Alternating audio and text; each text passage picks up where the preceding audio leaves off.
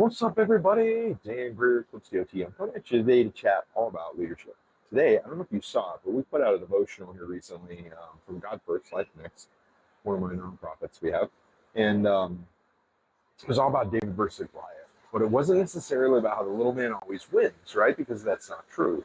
What it was about how when how God is preparing you in the field, in the pasture, not necessarily on the battlefield, right? A lot of people, they want that glory of the battlefield, but they don't necessarily want the fighting off the lions and the bears in the field like David had to do. David was anointed king in a very young age, right? And he just went back to the field with work, right? And then he comes out to war. He's actually delivering bread and cheese to his brothers, if you don't know the story.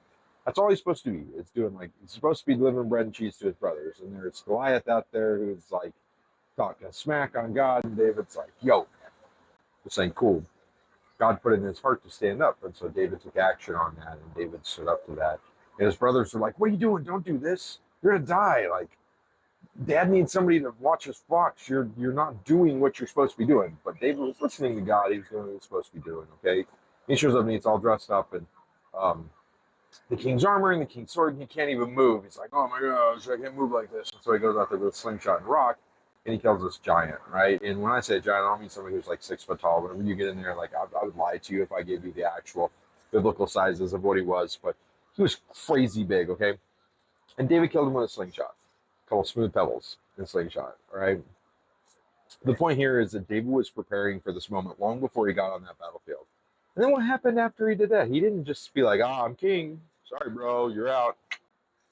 Sorry, king, you're gone. I've been anointed a long time ago, dude. No, he was like, cool.